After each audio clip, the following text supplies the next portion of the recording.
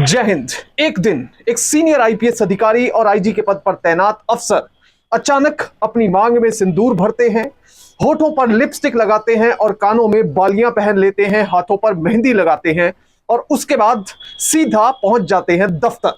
इसके बाद रोज जैसे यही सिलसिला शुरू हो गया। रोज आईजी साहब महिलाओं की तरह 16 श्रृंगार करते और दफ्तर पहुंचते और रोज के कामकाज निपटाते। जब भी कोई उनसे इस बारे में पूछता कि आपने महिला की तरह श्रृंगार क्यों किया है, तो वो कहते कि मैं अब कृष्ण की दूसरी राधा बन चुका हूं। यहां तक कि उन्होंने अपने घर के बाहर नेम प्लेट भी चेंज करवा ली। नेम प्लेट पर अपने नाम की जगह लिख दिया दूसरी राधा। इस घटना के बाद रिपोर्टेड फैक्ट्स के मुताबिक पुलिस वालों का कुछ लोग आईजी का नाम लेकर मजाक उड़ाने लगे। जहां भी पुलिस वाले जाते वहां पर आईजी साहब का नाम लेकर उनका खूब मजाक उड़ाया जाता और ठहाके लगाए जाते। नौबत यहां तक आ गई कि आईजी साहब की पत्नी उनसे परेशान हो गई और सीधा पहुंच गई हाई कोर्ट।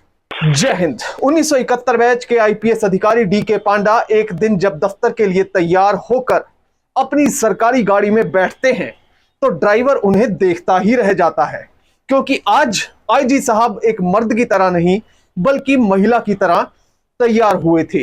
इसके साथ ही जब वो दफ्तर पहुंचते हैं तो हर कोई एक दूसरे के कान में तो कुछ कह रहा था, मगर आईजी साहब से सीधा कहने की हिम्मत किसी की भी नहीं थी। इस पूरे केस को आपको सुनाने से पहले आपसे सिर्फ एक ही अपील कि आप लाखों की गिनती में हमारे चैनल को देख रहे हैं, वीडियोस को लाइक कर रहे हैं पर सब्सक्राइब नहीं कर रहे, इसलिए जल्द से जल्द चैनल को सब्सक्राइब कीजिए, बेल नोटिफिकेशन ऑन कीजिए, पेज को लाइक कीजिए, वीडियो को लाइक कीजिए, कमेंट कीजिए और अधिक से अधिक शेयर कीजिए। मैं जानता हूं कि ये वीडियो आप आखिर तक देखेंगे क्योंकि ये है ही इतनी दिलचस्प।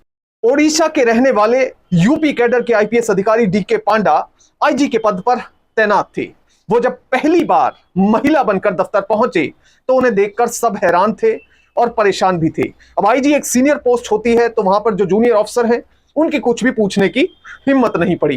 पर इसके बाद जब कुछ लोगों ने हिम्मत करके पूछा तो उन्होंने बताया कि साल 1991 में भगवान श्री कृष्ण मेरे सपने में आए, उसके बाद मैं रोज राधा की तरह श्रृंगार करने लगा।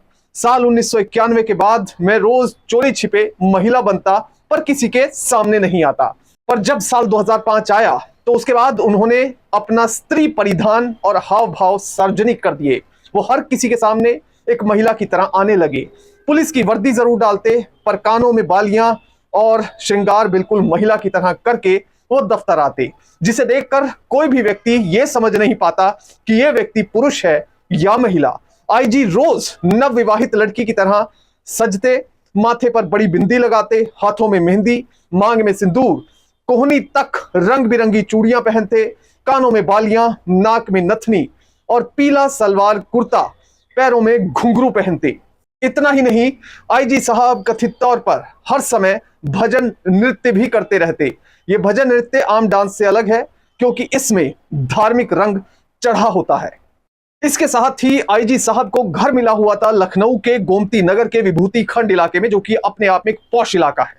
वहां पर घर के बाहर जो नेम प्लेट लगी हुई थी, उन्होंने अपने नाम की नेम प्लेट को उतरवाया और एक नई नेम प्लेट लगवाई जिसमें नाम लिखा गया दूसरी राधा। अब यह सब देखकर वहां पर तैनात पुलिसकर्मी भी हैरान थे, पड़ोसी भी हैरान थे और आम जन ये पूछना चाहते थे कि आखिर आईजी साहब ने ऐसा अचानक से क्यों कर दिया। शुरुआत में ऐसा लगा कि शायद आईजी साहब ने ऐसा 1-2 दिन के लिए ही किया है, पर जब यह रोज का रूटीन बन गया तो उसके बाद कई तरह के सवाल खड़े होने लगे। पुलिस की टीम और पुलिस के जूनियर अफसर जहां भी जाते, पब्लिक में कुछ लोग पुलिस का ही मजाक उड़ाने लगते। आईजी साहब का नाम लेकर उनके ऊपर कई तरह की फप्तियां कसी जाती, जिसके बाद पुलिस के अधिकारी और पुलिस के मुलाजिम आकर अपने अधिकारियों को विभाग में सूचित करते। उसके बाद पुलिस के अफसर भी खासे नाराज हुए और इस आईजी के कंडक्ट को लेकर पुलिस विभाग में भी चर्चाएं जोरों पर चलने लगी। वहीं आईजी डीके पांडा के मुताबिक उनके 2 बेटे हैं और दोनों बेटे उनके रवैये को, भगवान के प्रति उनके समर्पण को अच्छी तरह से समझते हैं, इसलिए वो उनके ऊपर कभी भी सवाल नहीं खड़ा करते।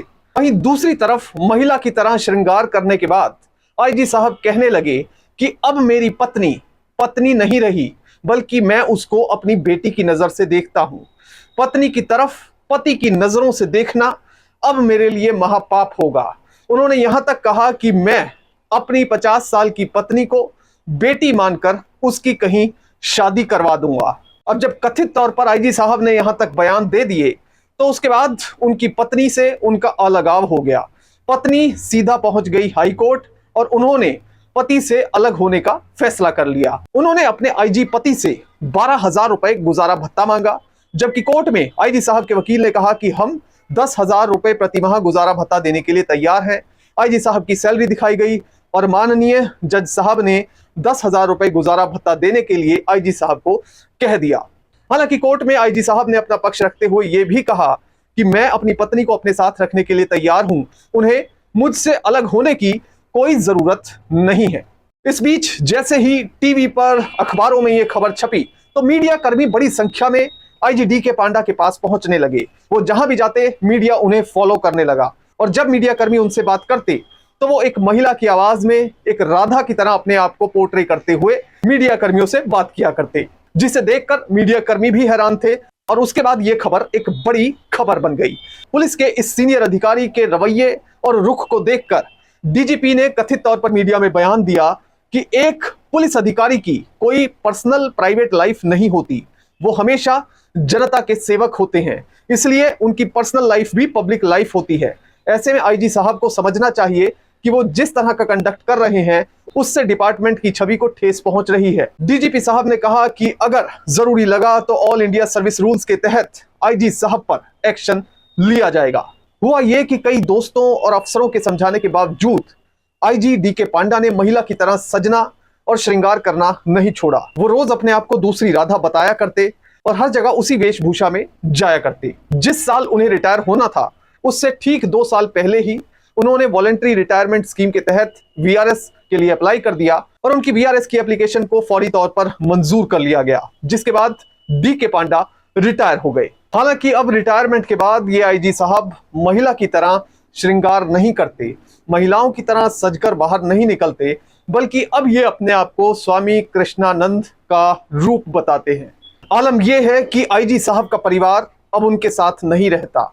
वो एक सामान्य कृष्ण भक्त की तरह अपना जीवन व्यतीत करते हैं, घर में अकेले रहते हैं। जब भी बाजार से कुछ लाना होता है तो साइकिल पर बाजार जाते हैं और साइकिल से ही वापस आते हैं। अब वो अपना दूसरा नाम कृष्ण प्रिया भी बताते हैं।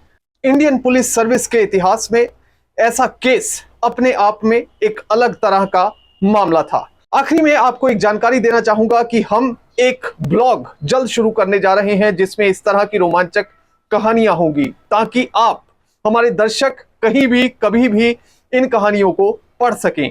आप अगर इसके बारे में कुछ सुझाव देना चाहते हैं तो हमें कमेंट बॉक्स में लिखकर जरूर सुझाव दीजिए। जय हिंद। एक दिन एक सीनियर आईपीएस अधिकारी और आईजी के पद पर तैनात अफसर अचानक अपनी मांग में सिंदूर भरते हैं, होठों पर लिपस्टिक लगाते हैं और कानों में बालियां पहन लेते हैं, हाथों पर मेहंदी लगाते हैं और उसके बाद सीधा पहुंच जाते हैं दफ्तर।